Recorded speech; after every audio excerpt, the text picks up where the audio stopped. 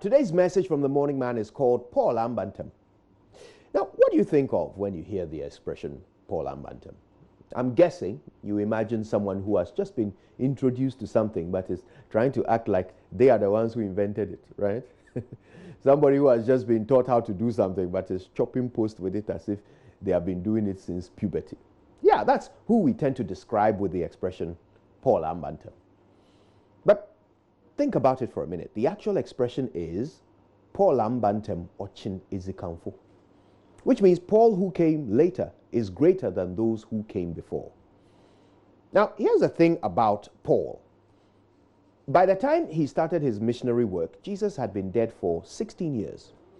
And during that time, Jesus' disciples and all the followers that they recruited and all those who met Jesus had witnessed his miracles. All those who had been inspired by being in the presence of the Lord while he carried out his 3-year mission here on earth, all of those people had either been executed or had gone into hiding. They had tried to spread the gospel, but it had not been easy at all. Paul, after his encounter on the road to Damascus, took up missionary work under the same dangerous conditions and did it diligently for 16 years until he was executed. During that time, the guy spread the gospel to more parts of the world than anyone else before him. He traveled tens of thousands of miles around the Mediterranean, being thrown in and out of jail, all in a bid to reach as many people as possible with the simple message that Jesus was the Son of God. So when people say Paul Ambantem or Chinidzi Kamfo, it's actually about legacy. It's about doing more to further the cause of whatever you believe in than anyone who came before you. So today, let me challenge you. Let me ask you, what are you passionate about? Are you an artist, a professional, an administrator, a service provider? Whatever path you've chosen in life, you owe it to yourself and the world to do something with it that nobody else who came before you could ever do. You owe it to the world, to those who will come after you, to further the cause of whatever you believe in. Take it further. Leave more than you found.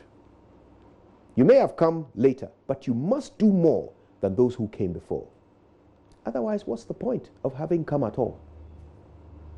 We don't know how long we'll be blessed with this opportunity called life, but we must gear all our efforts in however little time we have here to do more, to leave more than we found, to be greater than those who came earlier.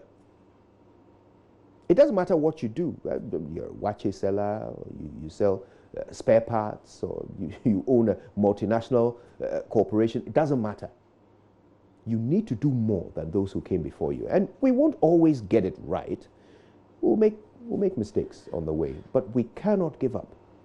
We cannot stop until we have left our own legacy in whatever space we operate. So my dear friends, today I want you to think about what legacy you wish to leave once your work is done. How do you want things to be better because of your involvement? Now, once you decide on what your legacy is, that must now become the engine for everything you do. Everything. It must define all of your choices and determine how you allocate all your resources, especially your time. From now on, your legacy becomes your agenda. It's how you're going to be remembered. It's by your legacy that people will determine whether or not you mattered. Now, again, it doesn't matter what you do. It doesn't matter how important you think you are in the grand scheme of things or how small you think you are. It must still matter that you were here.